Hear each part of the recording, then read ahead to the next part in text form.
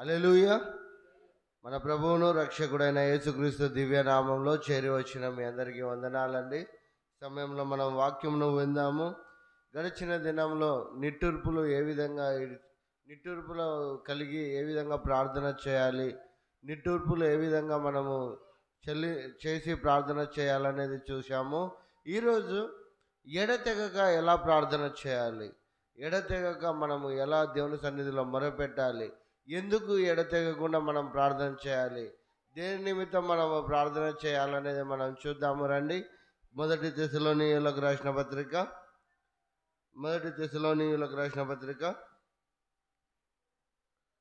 5వ అధ్యాయము 15వ వచనము.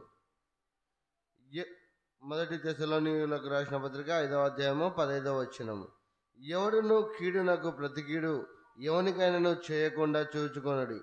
మీరు ఒకని ఎడల ఒకడును మనుషులందరి ఎడల ఎల్లప్పుడూ మేలైన దానిని అనుసరించి నడుచుకొనుడి.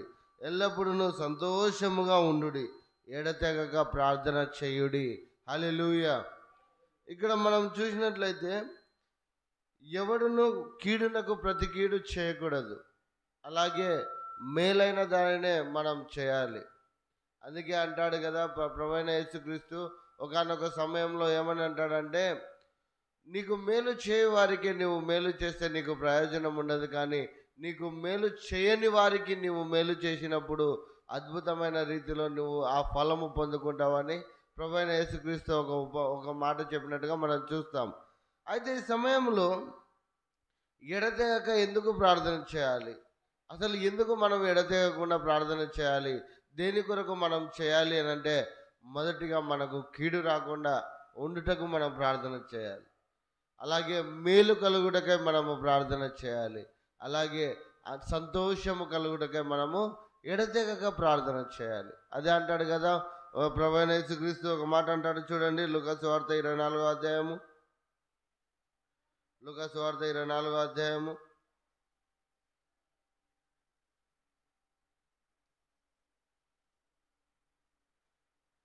క్షమించండి, 23వ అధ్యాయము 45వ వచనం మనం చూసినట్లయితే, లూకాసు వార్త 23వ అధ్యాయము 45వ వచనము.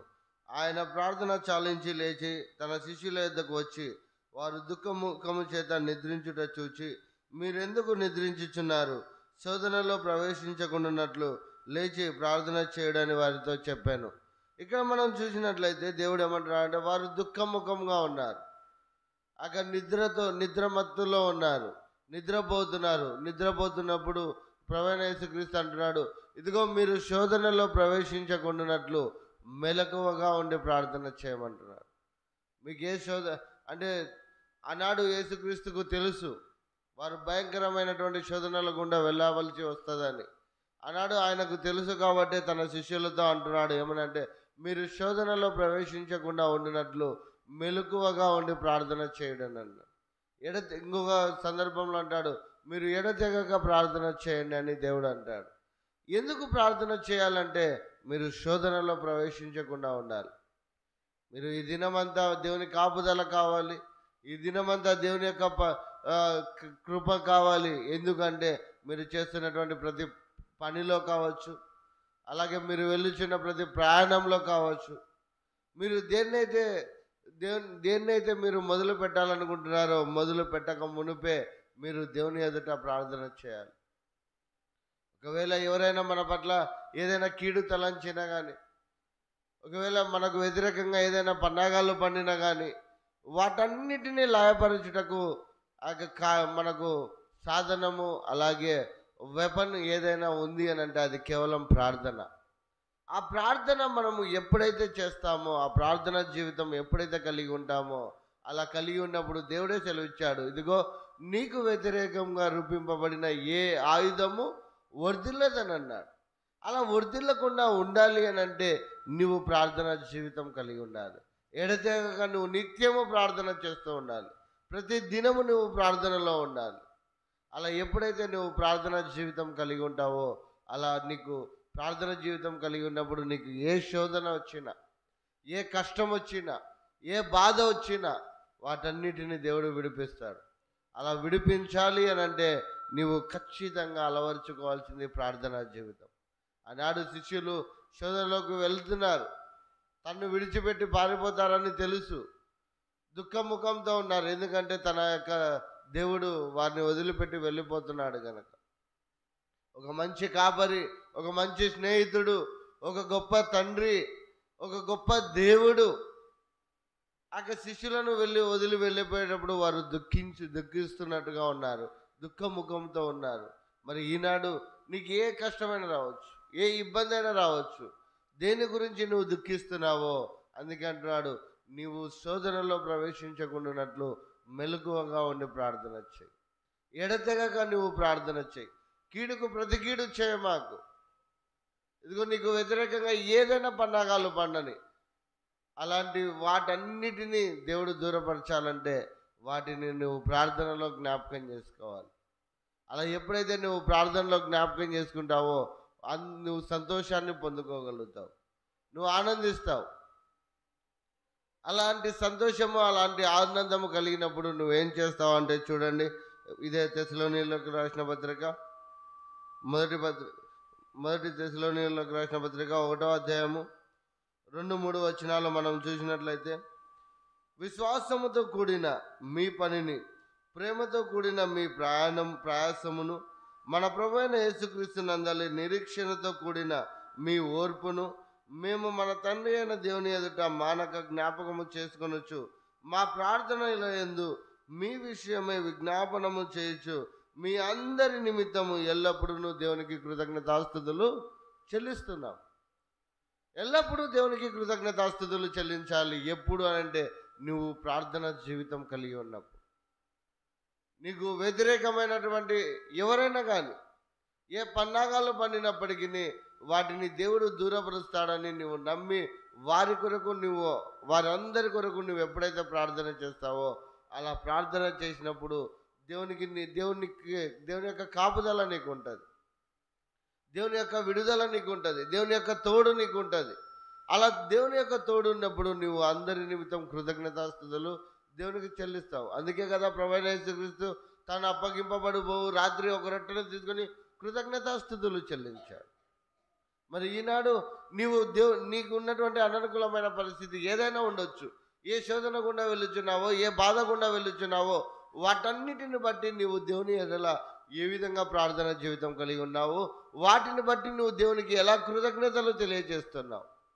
అందుకే అంటాడు కదా, యోబు అంటాడు కదా, ఇదిగో సమస్తము కోల్పోయావు, సమస్తము ఒకటే రోజున కోల్పోయావు అని అన్నప్పుడు నీ బిడ్డలు, నీ ఆస్తి పాస్తులు అన్నీ పోయినాయంటే అప్పుడు యోబు అన్న మాట ఏమిటంటే, దేవుడే ఇచ్చాను, దేవుడే తీసుకొని పోయాను, దేవునికి స్తోత్రం కలుగునుగా కానీ ఆ యోబు చెప్పినట్టుగా మనం చూస్తాం.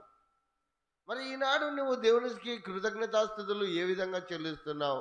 దీన్ని ఎదుటి వారి పట్లను కావచ్చు, నీకు వ్యతిరేకంగా ఉన్నవారి పట్ల కావచ్చు, దేవుని యందు ఎలా నువ్వు మొరపెడుతున్నావు, ఎలా ప్రార్థన చేయగలుగుతున్నావు? ఎందుకంటే ఎల్లప్పుడూ నువ్వు ఆనందించాలి అని అంటే నువ్వు ఎల్లప్పుడూ ప్రార్థన చేయాలి. ఎల్లప్పుడూ నీకు సంతోషం కలగాలంటే నువ్వు ఖచ్చితంగా ప్రార్థన జీవితం కలిగి ఉండాలి. వేకువనే లేయాలి, నిద్రలో నుంచి మేలుకోవాలి, నిద్ర మత్తుగా నువ్వు ఉండకూడదు. అలా నిద్ర మత్తుగా నువ్వు ఉన్నావంటే నువ్వు శోధనలో పడిపోతావు. నువ్వు శోధనలో ప్రవేశించకుండా ఉండాలి అని అంటే నీ నిద్ర నుంచి నువ్వు లేవాలి, అలాగే నువ్వు దేవుని సన్నిధిలో మొరపెట్టాలి. అలా ఎప్పుడైతే నువ్వు ప్రార్థన చేస్తావో అలా ప్రార్థన చేసినప్పుడు దేవుడు నీకు సంతోషాన్ని ఇస్తాడు, ఆనందిస్తాడు. అది ఇదే తెస్సలోనికీయులకు రాసిన పత్రిక 2వ అధ్యాయం 13వ వచనంలో ఒక మాట అంటున్నాడు చూడండి, ఆ హేతువు చేతను మీరు దేవుని గూర్చిన వర్తమాన వాక్యము మా వలన అంగీకరించినప్పుడు మనుషుల వాక్యమని ఎంచక అది నిజముగా ఉన్నట్లు దేవుని వాక్యమని దాన్ని అంగీకరించితిరి కనుక మేము మానక దేవునికి కృతజ్ఞతాస్తుతులు చెల్లించుచున్నాము. ఆ వాక్యమే విశ్వాసులైన మీలో కార్యసిద్ధి కలగ చేయుచున్నది. హల్లెలూయా, హల్లెలూయా. నీకు వాక్యము వినబడుతున్నప్పుడు ఆ వాక్యాన్ని నువ్వు ఎప్పుడైతే అంగీకరిస్తావో, చెప్పబడుతున్న వాక్యాన్ని నువ్వు విని వాటిని అంగీకరించినట్లయితే ఆ వాక్యము నీలో కార్యసిద్ధి కలగచేస్తుంది. ఆ వాక్యము నిన్ను ఆనందింపచేస్తుంది, ఆ వాక్యము నిన్ను ధైర్యపరుస్తుంది, ఆ వాక్యము నిన్ను బలపరుస్తుంది. ఎందుకంటే దేవుడు దేవుడు ఆదియందు వాక్యం ఉండెను, వాక్యము దేవుడే ఉండెను. ఆ వాక్యమే కృపా సత్య సంపూర్ణుడిగా మన మధ్యలో నివసించిన ప్రభు అయిన యేసుక్రీస్తు. హల్లెలూయా, హల్లెలూయా. ఆయనను గురించి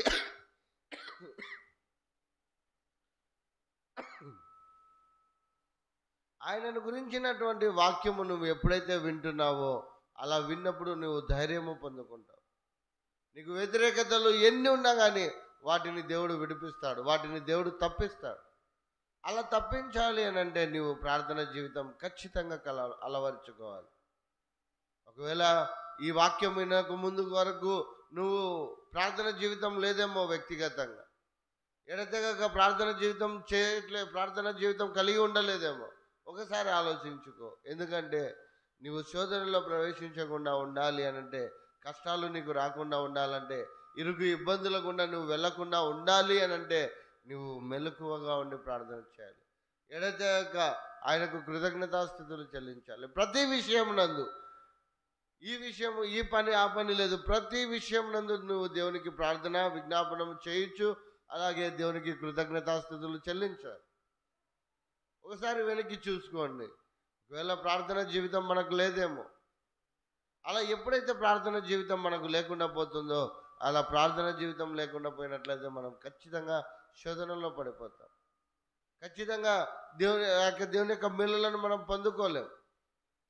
అలాంటి దేవుని యొక్క మేలులు మనం పొందుకోవాలి అనన్నా, దేవుని యొక్క కాపుదల మనకు కావాలి అనన్నా, దేవుడిచ్చు సంతోషము మనకు కావాలి అనన్నా, మనము ఖచ్చితంగా ప్రార్థన జీవితం కలిగి ఉండాలి. ఆ వాక్యమును విని ఆ వాక్యాన్ని అంగీకరించాలి. మనతో మాట్లాడుతున్నది దేవుడు, దేవుని యొక్క వాక్యము ద్వారా దేవుడు మనతో మాట్లాడుతున్నాడని ఆ వాక్యాన్ని అంగీకరించాలి. నీకు ఎన్ని పనులైనా ఉండొచ్చు, నువ్వెంత కష్టమైనా చేసి ఉండొచ్చు, నువ్వెంత ఉన్నతమైన స్థానంలోనైనా ఉండొచ్చు, నీకంటూ ప్రత్యేకమైనటువంటి ప్రార్థనా జీవితం ఖచ్చితంగా ఉండాలి. అలా నువ్వు ఎప్పుడైతే ప్రార్థనా జీవితాన్ని అలవరుచుకుంటావో, అలా అలవరుచుకున్నప్పుడు దేవుడు నిన్ను దీవిస్తాడు, ఆశీర్వదిస్తాడు. చివరిగా ఈ మాటను చదువుకొని మనం ముగించుకుందాము. ఎఫెసీయులకు రాసిన పత్రిక 6వ అధ్యాయము, ఎఫెసీయులకు రాసిన పత్రిక 6వ అధ్యాయము 18వ వచనం మనం చూసినట్లయితే, ఆత్మ వలన ప్రతి సమయం నందు ప్రతి విధమైన ప్రార్థనను విజ్ఞాపనను చేయుచు ఆ విషయమై సమస్త పరిశుద్ధుల నిమిత్తమును పూర్ణమైన పట్టుదలతో విజ్ఞాపన చేయుచు మెలకువగా ఉండుడి. హల్లెలూయా, హల్లెలూయా. మీకు ఇచ్చినటువంటి ఆత్మ వలన మీరు పొందుకున్నది సాదాసీదమైనటువంటి ఆత్మ కాదు, పరిశుద్ధ ఆత్మ దేవుణ్ణి మీరు పొందుకున్నారు. అట్టి ఆత్మ వలన మీరు ఏ విధంగా ఉండాలంటే ఎల్లప్పుడూ ప్రార్థన జీవితం కలిగి ఉండాలి. అదే అంటున్నాడు కదా, ప్రతి సమయం నందు ప్రతి విషయమందు ప్రతి విధమైన ప్రార్థనను విజ్ఞాపనను మనం చేయుచున్నాం. ఎందుకంటే మనకి ఈ నూతన దినాన్ని ఇచ్చాడంటే అది కేవలం దేవుని కృప. అటు దేవుని కృపను పొందుకున్నటువంటి మనము ఆయనకు ఖచ్చితంగా ప్రార్థనా జీవితంలో ఎల్లప్పుడూ ఆయనకు కృతజ్ఞతాస్థుతులు చెల్లించాలి. అలా ఎప్పుడైతే నీవు కృతజ్ఞతాస్థుతులను చెల్లించుతావో, అలా ఎప్పుడైతే మెలకువగా ఉండి ప్రార్థన చేస్తావో, నీకు అనుకూలంగా రూపింపబడిన ఏ ఆయుధము దేవుడు వర్ధిల్లింపచేయడు. నాడు దానియేలును కావచ్చు, షడ్రక్ మెషక్ అబేద్నెగోలను కావచ్చు, యోసేపును కావచ్చు, పరిశుద్ధ గ్రంథంలో మీరు అందరినీ తీసుకోండి. దేవుని యందు భయభక్తులు కలిగి, దేవుని యందు విధేయత కలిగి, దేవుని యందు ప్రార్థనా జీవితం కలిగిన వారిని దేవుడు ఎలా ఆశీర్వదించాడు, ఎలా దీవించాడు ఒకసారి చూడండి. మరి ఈనాడు మనకు కష్టాలు వస్తున్నాయి, బాధలు వస్తున్నాయి, దుఃఖం వస్తుంది, మనకు అనారోగ్యం వస్తుంది అని అంటే మనం ఏమి కోల్పోయాం, దేనికి మనము దూరం అయిపోయామో ఒక్కసారి ఆలోచించుకోండి. ఎందుకంటే ఎడతెగక మనము ఎప్పుడైతే ప్రార్థన చేస్తామో, ప్రతి సమయం నందు ప్రార్థన అలాగే విజ్ఞాపనము మనం ఎప్పుడైతే చేస్తామో, అలా చేసినప్పుడు మనల్ని దేవుడు దీవిస్తాడు, ఆశీర్వదిస్తాడు. అటు దీవెనలు ఆశీర్వాదములు సదాకాలము దేవుడు మనకందరికీ దయచేయనుగాక.